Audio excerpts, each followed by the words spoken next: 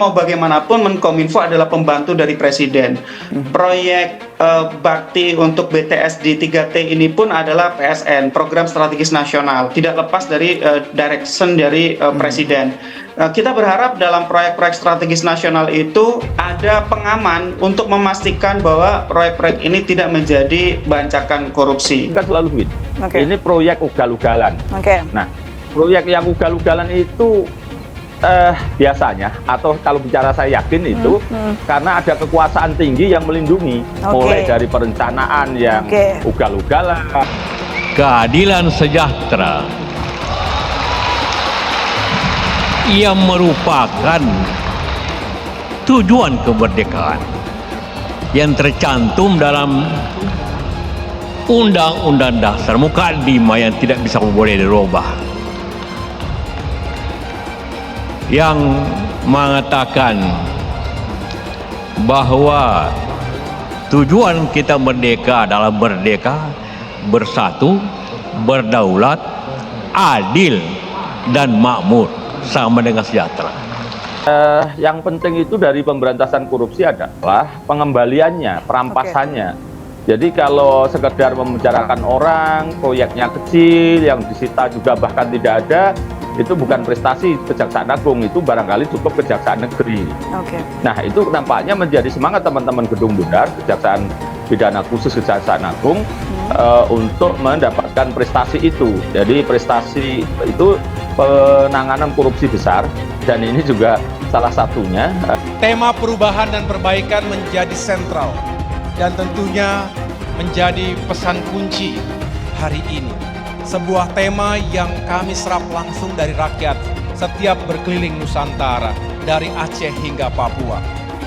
Setiap melakukan dialog dengan rakyat dari berbagai kalangan, berbagai profesi, berbagai latar belakang, juga lintas generasi. Karena tentu ada generasi tua, tapi juga generasi yang muda. Di sana sini, di stasiun, di bandara, di pasar, di restoran, di kafe-kafe, di tempat-tempat fitness, kami mendengarkan masyarakat kita yang benar-benar mengharapkan agar perubahan itu segera terjadi. Karena rakyat hari ini menghadapi banyak sekali permasalahan.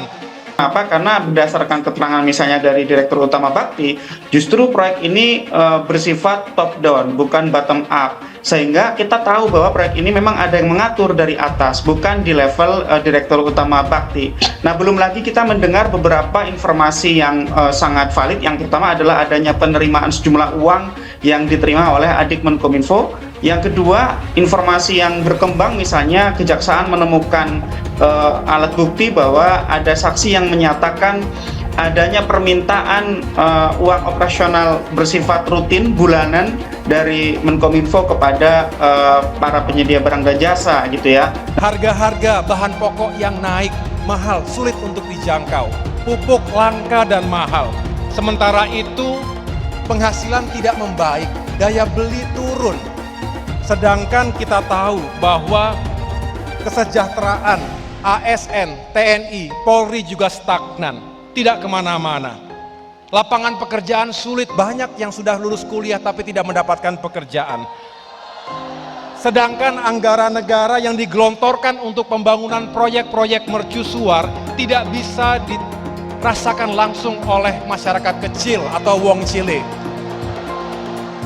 Di sisi lain, utang Indonesia terus membengkak, lebih dari 7.800 triliun. Ya, mau bagaimanapun pembantu presiden menjadi tersangka korupsi. Meskipun sekarang mungkin secara pandangan politik berbeda, tetapi yang bersangkutan merupakan seorang pembantu dari presiden, juga menjalankan program-program presiden, meskipun kemudian menyeleweng misalnya begitu ya. Nah, kita tidak melihat selama ini memang adanya pengaman yang cukup untuk bisa memastikan bahwa PSN ini yang kadang-kadang ditekan dengan kecepatan, bahkan memang ada berbagai kondisi kahar yang memang menuntut kecepatan itu ya. Seperti contohnya adalah di tahun 2020 COVID menyerang, kemudian program BTS untuk daerah 3T ini menjadi semakin penting karena untuk mendukung sekolah secara daring begitu ya, bekerja secara daring maupun untuk menjalankan bisnis secara daring.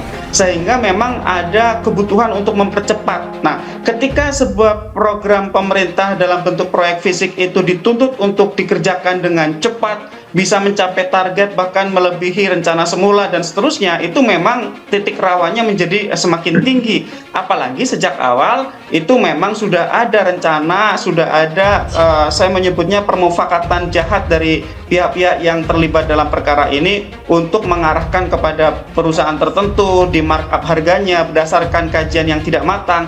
Akhirnya proyek ini bisa dikatakan sebagai proyek yang gagal sejauh ini. Elit Nasdem buka-bukaan, tenggelamnya Jokowi akan jadi berkahnya Anies Baswedan. Dikutip dari Warta Ekonomi Jakarta, politikus Partai Nasdem Saan Mustafa menyoroti sejumlah manuver endorse yang dilakukan oleh Presiden Joko Widodo alias Jokowi. Dirinya mengatakan manuver tersebut tak berarti apa-apa. Mantan gubernur tersebut sudah tak memiliki banyak kuasa. Kalau misalnya kita lihat ketika mengendorse Pak Ganjar dari Presiden Jokowi, itu kan kenaikannya tidak terlalu signifikan juga. Itu di kisaran 3%, kata Saan, Kamis 18 Mei 2023. Kesimpulannya, lanjut Saan, dukungan Presiden Jokowi tidak bisa dijadikan sebagai alat ukur naiknya elektabilitas baca pres 2024.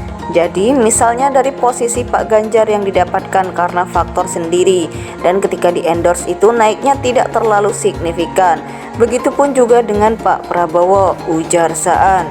Sebagai gambaran, Saan menyebut tingkat kepuasan publik atau approval rating Presiden Jokowi pun bisa melorot menjelang pemilu 2024.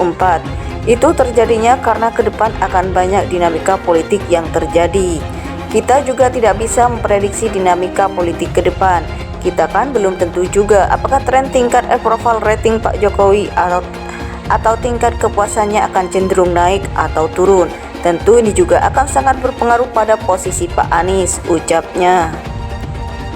Apabila tingkat kepuasan publik terhadap Jokowi turun, maka Saan berkeyakinan berpengaruh untuk Anies Baswedan.